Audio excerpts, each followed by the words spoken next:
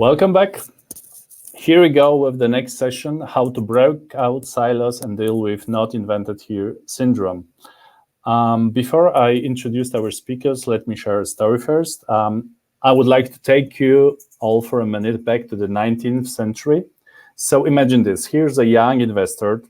You might be familiar with the name, Alexander Graham Bell, smart fellow. He's just patented a new idea for communication, and he's looking for a partner to help him commercialize his idea for a telephone. So where did he go? One of the places was Western Union. Back then, the Western Union was the US market leader, the king of telegraph wires. Was it a good fit? Sounds so, but not in the eyes of the board of the Western Union, who basically scoffed at the idea and called Bell's invention a toy. Obviously, we are much smarter today than Western Union was. We know for a fact that Bell disrupted the communication industry. But the story, I believe, is just an example of not inventor here syndrome that has a surprisingly huge impact on innovations, and perhaps the impact is even bigger now in the 21st century. So how to cope with that? Without further ado, let me welcome our speakers. Barbara Liebich-Steiner, Chief Digital Officer, Head of Digital Strategy Solutions at UNIQA Insurance Group. Hello, Barbara. Hi. And also we have another Barbara, Barbara Fuchs, Head of Business Model Motivation at Ivoclar, Vivadent. So, and I see that in our poll, when we ask about biggest barrier to corporate innovation, the culture and silos are leading the ranks with 37% of voters say that this is the biggest barrier to corporate innovation. So culture and silos, and we'll try to figure out how to deal with them. So but before we move to the not invented here syndrome, I would like to give a proper introduction. So UNIQA, multi-country, multi-insurance group offering all kinds of insurance services from life, health, commercial, small industrial. In terms of geography, it ranges from Poland in the north to the Albania in the south and Russia in the east. The company is headquartered in Vienna, and I believe that the innovation team is based in Hungary. So Barbara, as the Chief Digital Officer, what are you responsible for? What is the scope of your work? At UNIQA, could you give us a quick overview? Yeah, for sure. Digitalization is a multifaceted topic. And UNIQA is a very multifaceted company. It's a very long, traditional, fully fledged insurance company that, as you said, has innovative subsidiaries all over Eastern Europe. It's not only Hungary, it's also the other subsidiaries that are really interested in bringing the new kind of insurance to everyone. So as a Chief Digital Officer here in Vienna, we try to also foster and also help people to change their mindset to be able to digitalize. What does that mean? Digitalization has three components. It has the one thing where you have a better product or a better service for the customer in a more convenient and always available way. That is only possible if you also change the mindset of the people working with the customer or producing these products, which is the internal push for mindset change, digital transformation. And on the other hand, digitalization also gives you a real boost in having more efficient processes. What we are dealing with is all these three components of digitalization.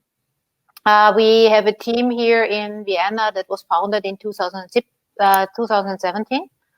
And we have all kinds of people here, customer experience managers. We are delivering solutions. We're building up new portals, but we're also trying to implement new ways of working. So it's a broad spectrum. And we're working closely with all our subsidiaries all over Europe because the diversity makes us strong. And that's also the reason why we are forcing it, because it helps us breaking the silos, the more we work cross-functional. Thanks for that. Barbara Fuchs, so your job title is rather unique, I would say, Head of What is the scope of your work as a head of business model innovation at Ivoclar Vivadent? Yes, the role was created back in 2017 also. And the idea was that, or still is, that in the very early phase of the innovation, the fuzzy front end of the innovation, we are looking traditionally very strongly in the technological feasible to manage the technological risk of our material innovations and also device innovations.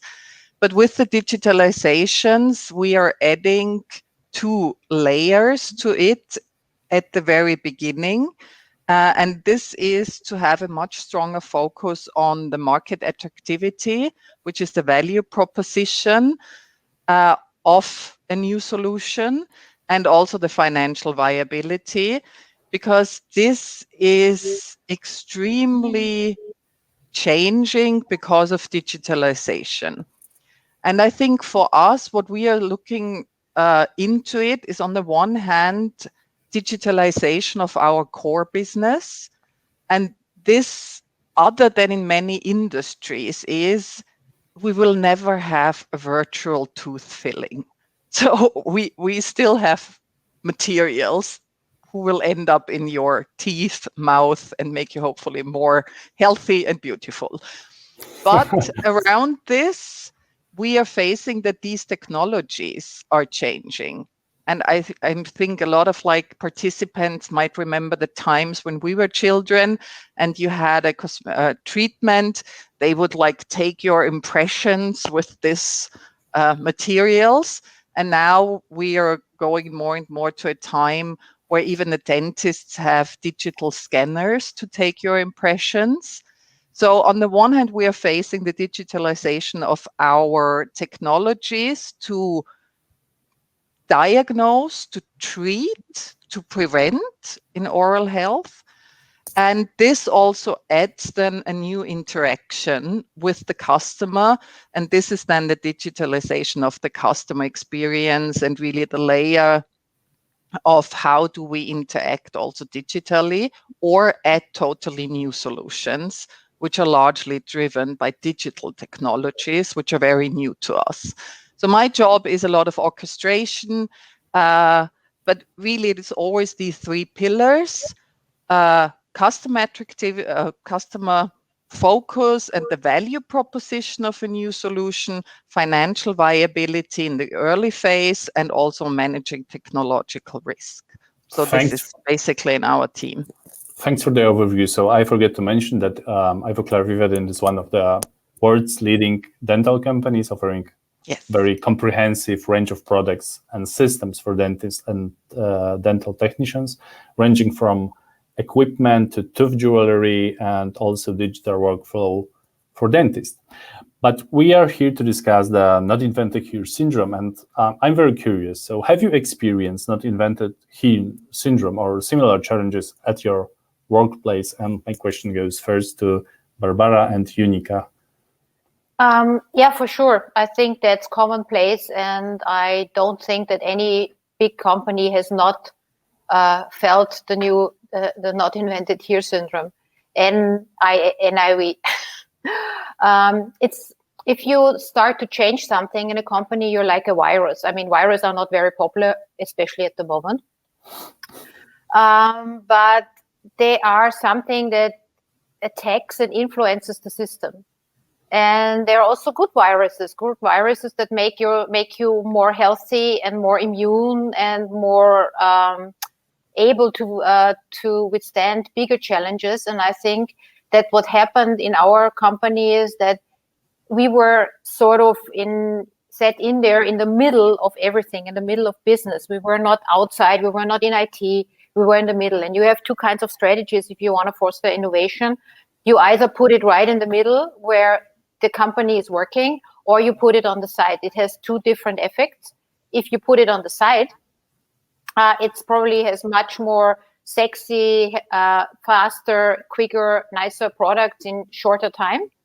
But if you want to change something, and if you want to change the not invented here syndrome, then you need to be in the middle.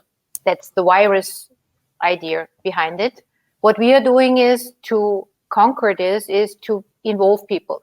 We have a garage, it's called the New Way of Working Garage, where people come with their ideas and we work on it together, showing them how much easier they can work if they do cross-functional work, if they keep people informed, if you work together, if you communicate, if you use certain methods that might help you get new ideas tested earlier. We do have Voice of the Customer evenings where we let the customers speak and we invite everyone from the company to participate, to hear that the customer expects us to behave differently. And that has a lot of effect on a lot of people. And it's unfortunately not possible to do so physically anymore, but we're still keeping up that format even remotely. And interestingly, it also works remotely. It's really interesting to get people together with their customers. And okay. So let me jump in another sense. So do you bring your actual customers, UNIQA, like the people that buy insurance, to your Sure. meetings and like to let them speak about their perspective, their experience, right? And their expectations. Okay. Are they speaking like being held regularly or any intervals, like monthly, quarterly? They're held monthly, and we try to, now we have to keep it smaller because on the remote way, it's not easy to have so many customers speak up. So we reduce it to 6. We had 12 to more when we did it physically. Yeah, but it's very interesting how customers are willing to engage. That's the really interesting part. They're interested in telling us what they expect us to do better, telling us what kind of products would be interesting. And the even more interesting part is how our people inside the company react to that. Thanks for that. You've mentioned, and that was a very interesting note, you've mentioned the virus analogy.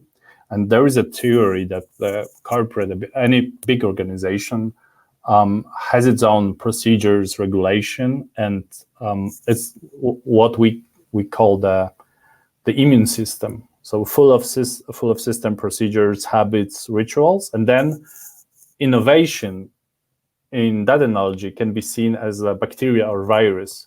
So something weird, something off, something coming from the not coming from our cycle. So I'm very curious to hear the other Barbara's experience at Ivoclar.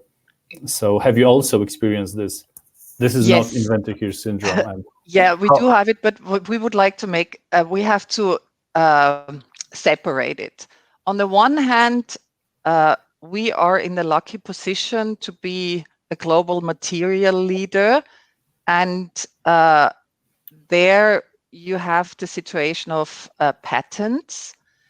So we can cover a lot of areas in innovation because of our material know-how and material knowledge and workflow. And also we have the privilege of having our own clinic. So we do a lot of clinical studies in-house.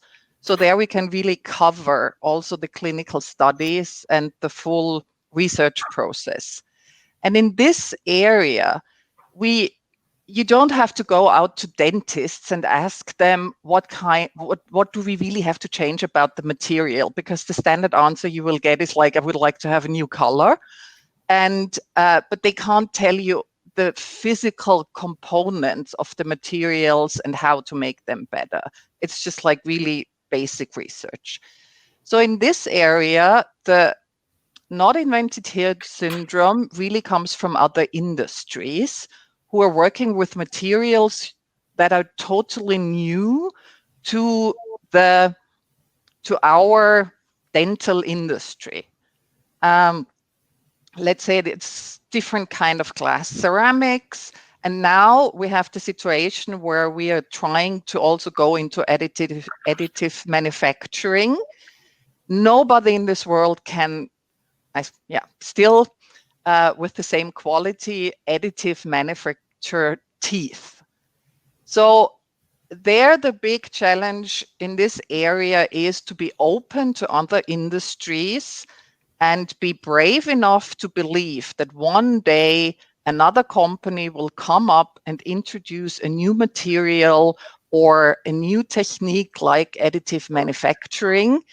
And this will be really disruptive to our core business. And what we are doing in this area is that we have established, and I think this is one of the success factors, a very broad network with universities and also other private research like departments of our competitors partly.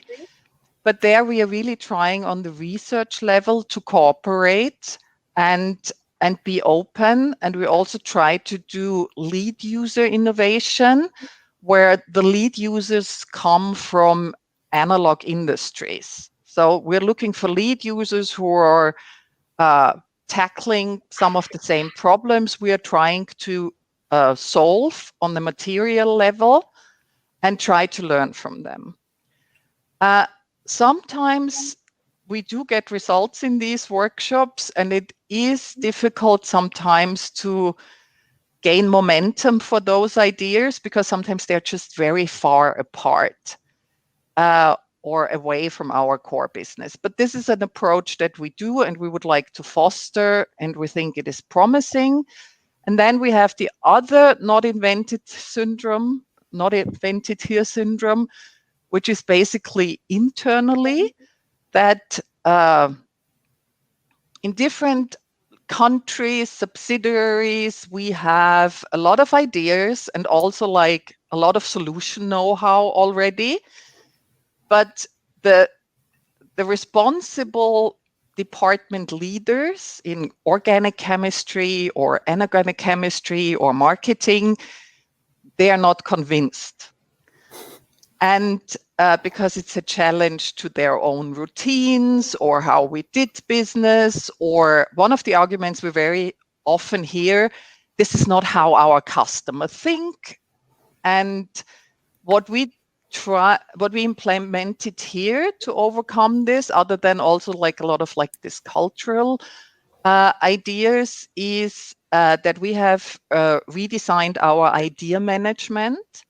So we have introduced a process that everybody globally can enter ideas, and they will get these ideas now really go through an evaluation process, and everyone gets feedback why we catch up on this idea and why we would like to promote this idea, or why we put it aside or in a backlog or really kill it. So there we are trying to get more transparency and more objective evaluation into ideas.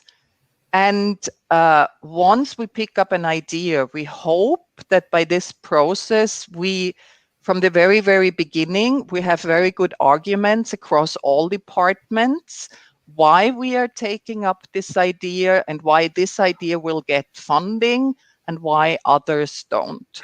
So these are the two approaches that we are currently following up. Thanks for the very detailed questions. I would like to refer to Barbara, because I've seen that Barbara was smiling when you mentioned that the other teams are not convinced. So what do you do when the other teams are not convinced? So how do you mitigate the risk of rejecting innovation only because it's not coming from our cycle, so to speak, our circle, so to speak? I was laughing because I think the other Barbara was referring to the middle management, like, I don't know, the leader of anorganic, whatever. Sorry, I'm not a dentist. Yeah, that's fine. And I also share the experience that the middle management is frightened most. Any change makes them probably the biggest losers because they have organized their field how they like it. They do their routine how they like it. And they have something to lose because it's their position. And so if you challenge something, if you challenge the routine or the material or the idea, it's them who have to defend most or are defending most. And there are several ways to tackle this, to get them on board or to involve them.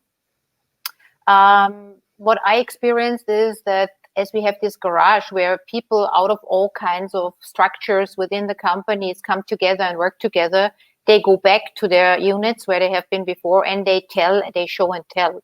And if the pressure, the build up from the bottom, from the people that really like to work that way and to share innovations, starts to move within the units, the middle management has two options. Either they enforce it and make it their own, and they should be proud that their people are actually part of this innovation, or they reject it. And then you have to think about if this is the right kind of middle management you want to have. But this is, in every kind of transition, I think one of the key factors to get them on board and even make them part of the process.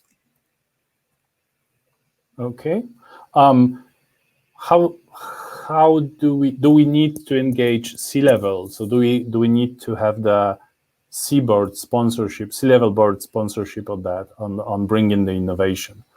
I know that the UNIQA has its own, and I believe that the C-level management was really involved in the at least first stages of innovation. Yeah. So can you share a few words about it, Barbara? So staying with UNIQA. It was a really, really strong sign. Then in 2016, the CEO of the group, so our top board member, publicly announced that UNIQA is going to spend 500 million euros on digitalization, and that this is a really, really honest and concrete approach to change something. And he not only told that internally, he told it also externally. It was a big media story around it. So everybody in Vienna knew that this is going to happen, and this is a strong sign. And he still keeps on pushing for change and supporting the change. And I think if you want to change something, you need a C-level support. I think that's clear. But if it's that clear in the in and outside, it really helps. What's your take, Barbara? How does it work for Ivoclar? I fully agree.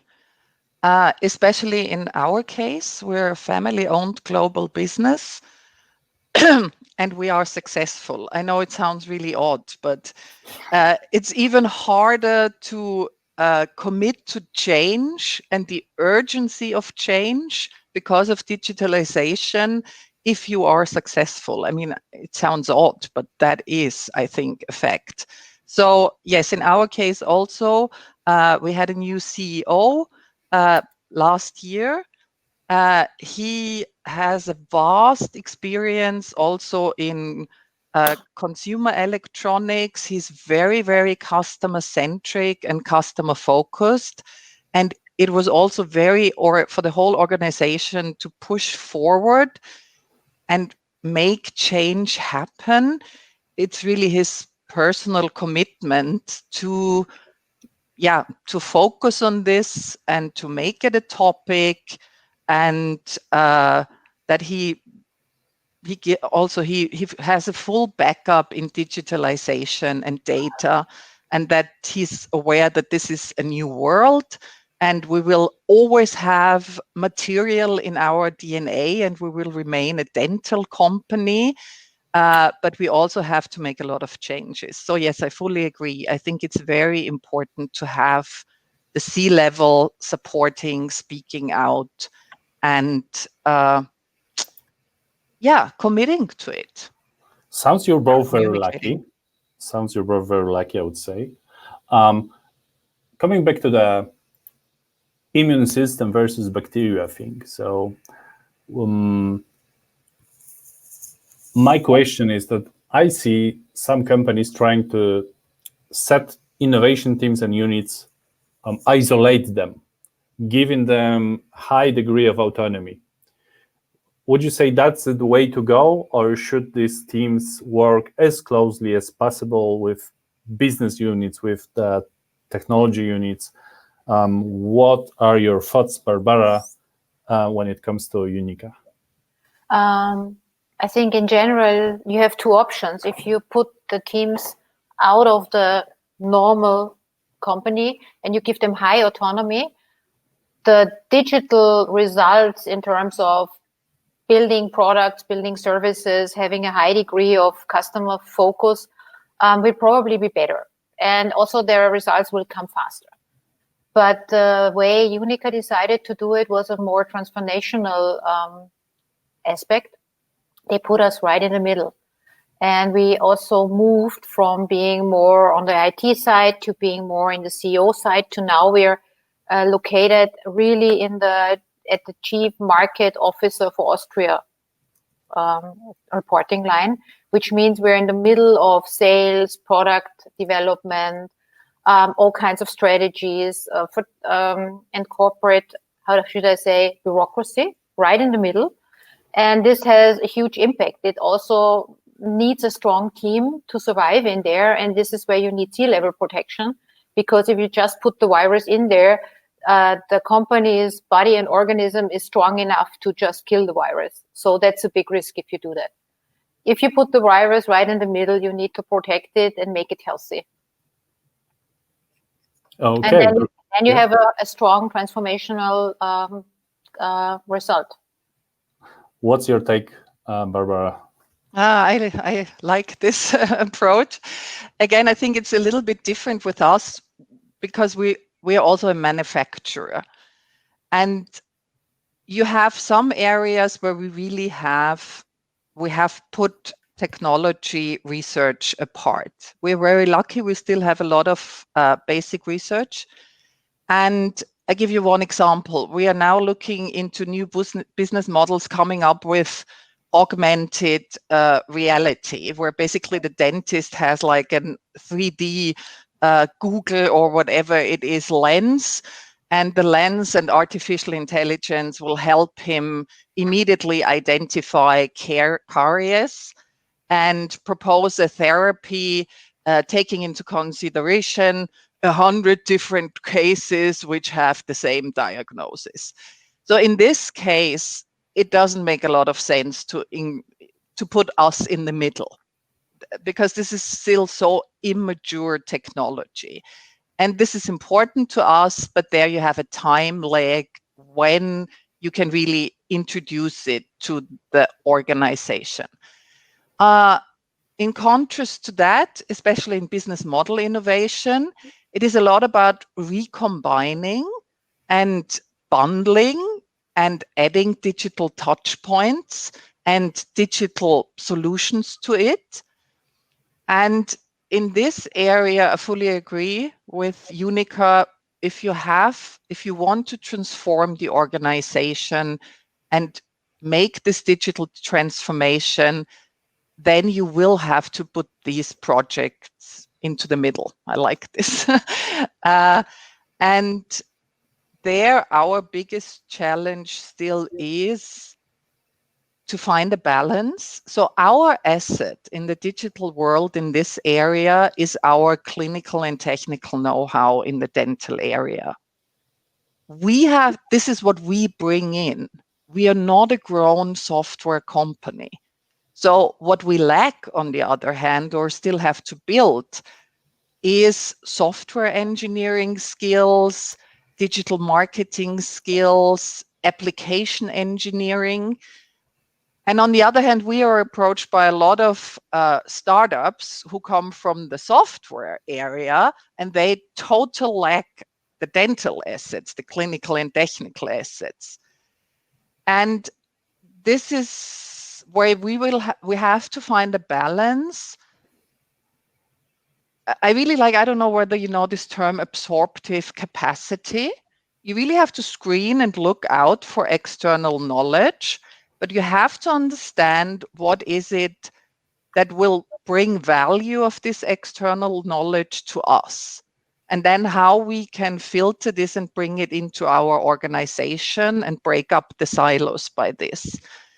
And what helped us is, this was also what our CEO introduced a year ago, and this really is one way of overcoming the silos, is he introduced a strategy map, and this really helps us across the different departments to break down the corporate strategy into functional strategies, but also have a platform layer where all of the different functions are aware. If we go into the digital area, the digital customer experience will span across all functions and across all customer segments.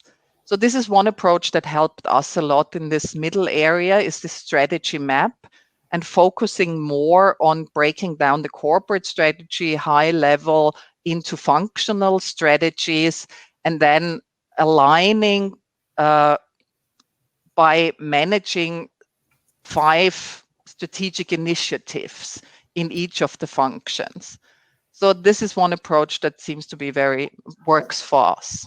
I like this approach. Thanks for that. So thanks for a very detailed description of how you're trying to deal with the thing. So what I find really interesting is the insight that we may need to welcome the virus inside our body or the organization body, but we need to be prepared for the virus to come, because otherwise it may not be that helpful.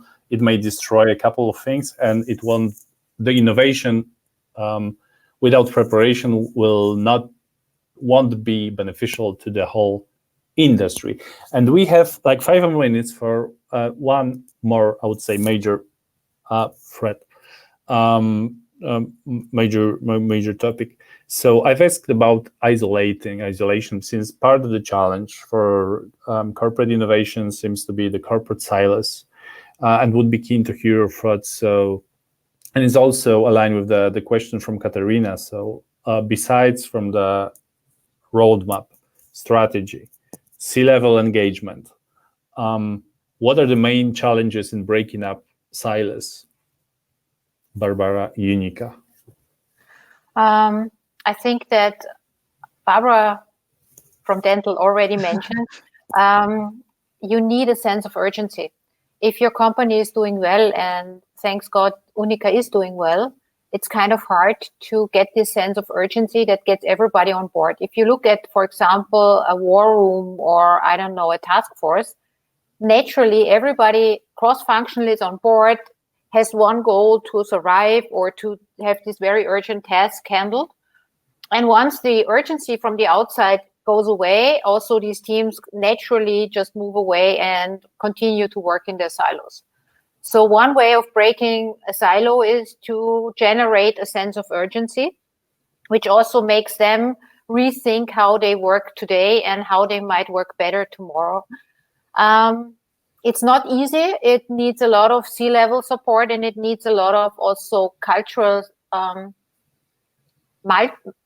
discussion mindset, I would say, where you go into it, you speak it out openly, it must be transparent what we're doing, and the sense of urgency really needs to be there. And it can also be there if you luckily don't have a financial sense of urgency. There might be others that can be there. And I've seen it several times working, but the breaking point is if you're in for the long haul. It's not done in a month, it's also not done in a year, but you need to continuously keep on doing the same things you're doing and make it stable. Because otherwise, as soon as you have a little bit of pressures, people start and tend to go back to their old behavior. And COVID shows us, I think, exactly this behavior. If everything is uncertain, the only certain thing is that you go back to the way you behaved before, and that silos are even strengthened. Thanks for that, Barbara. What are your thoughts? Any additional tips regarding breaking out the silos? Yeah, especially in the context of digitalization, I think one of the things that really helps is to focus on minimal viable products, because this can create a success story for all involved departments. Whereas if one department is always wanting everything, you won't be able to deliver in time, and everybody gets frustrated. And the other thing is, so that is about reaching consent across the silos that you need to deliver a smart solution or a digital solution.